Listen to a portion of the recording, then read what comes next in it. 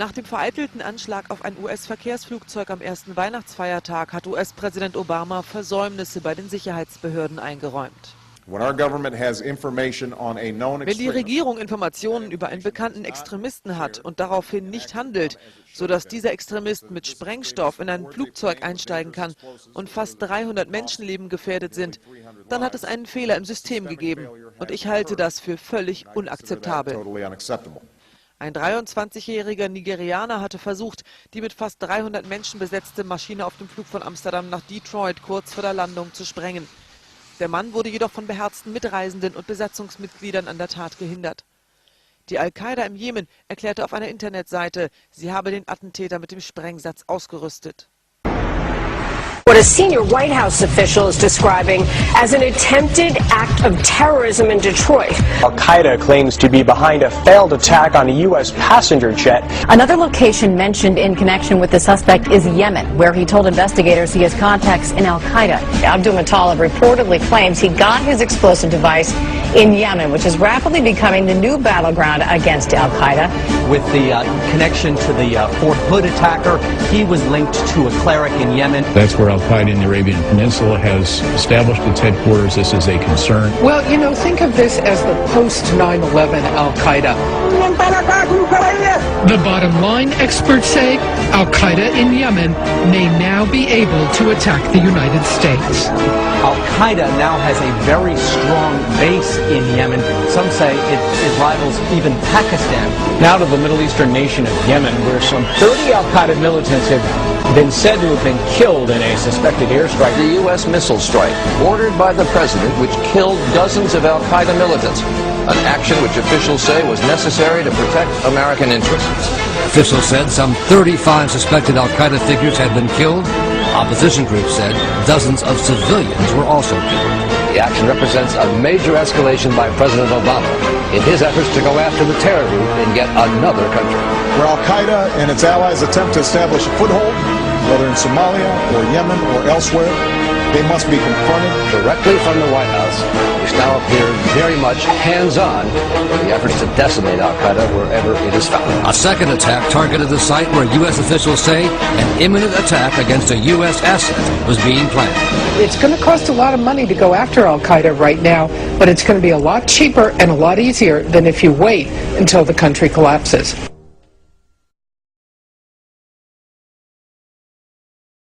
So if you've been paying attention to terrorism and Al-Qaeda recently, you have likely been paying attention to this poor, largely ungoverned, running out of oil, parched little nation called Yemen. It's rather quietly become, after Iraq and Afghanistan and Pakistan, something akin to America's other war.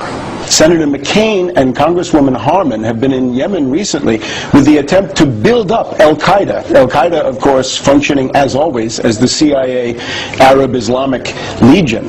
The connection here is that they're trying to build up a presence of Al-Qaeda in the Arabian Peninsula, a creation wholly of the U.S. intelligence agencies, so that they can play Saudi Arabia against Iran and fight against both. There's a strong current inside Saudi Arabia that would like to break away from the U.S. protectorate. A husband and wife who are raising a provocative question tonight. Did the suspect possibly have help getting onto this flight? In fact, did this man even have a passport? I saw two men, and they caught my eye because they seemed to be an odd pair.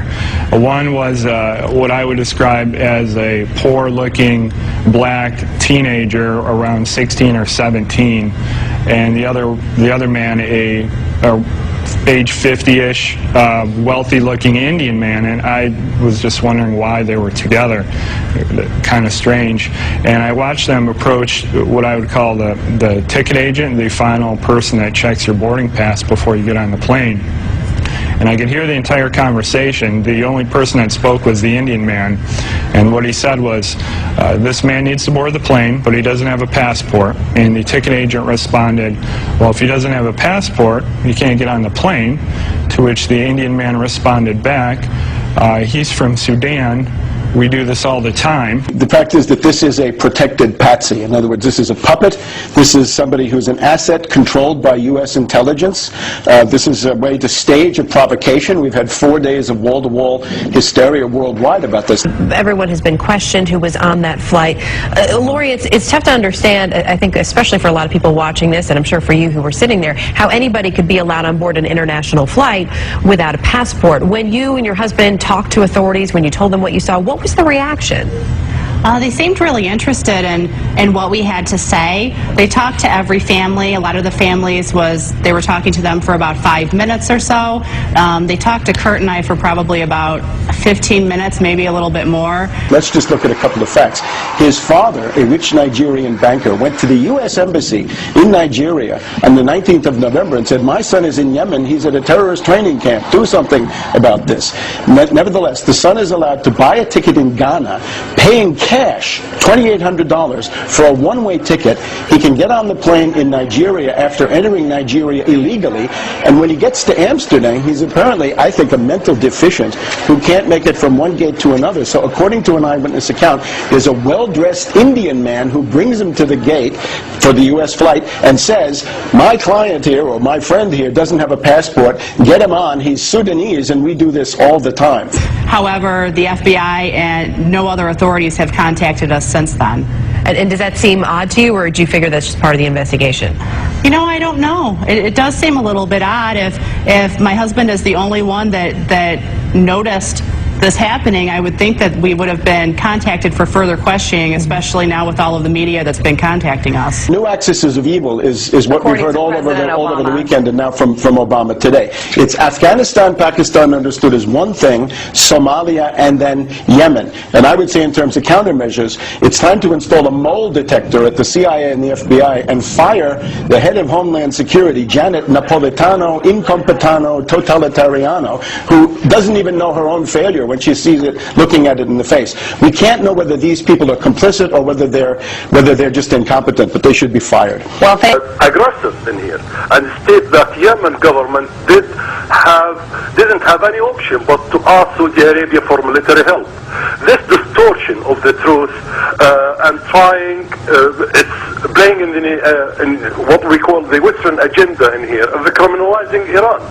I blame Al-Quds Al-Arabi for running such a story without checking its sources, because there is no truth in this story to start with. The other issue in here, this is a continuation of the Obama sort of policy, which is take on from where George Bush left, as what they call it, the chaos in the Middle East, create the bigger Middle East, shaking the whole Middle East, helping and creating new entities and creating more wars. Sana'a Specialized Penal Court held its first session on Saturday. 3 locals stood trial on forming a terrorist group charged and working for the Israeli's Mossad intelligence agency. The concerned judge said that the 3 persons were accused of spying for Israel through communication with the office of Israeli outgoing Prime Minister Ehud Olmert. During the correspondence, the network asked for help to carry out terrorist activities inside Yemen. Yet we're funneling a load of military aid to Yemen. Last year we didn't at all. So that really underscores how important Yemen is. If Yemen falls, that could be the new battleground for Al-Qaeda? Absolutely, and of course that's along key tanker routes for the Red Sea. If Yemen falls, I mean, the price of oil immediately goes up, and some 24 million people fall into the sway of Al-Qaeda and radical militants linked to Iran.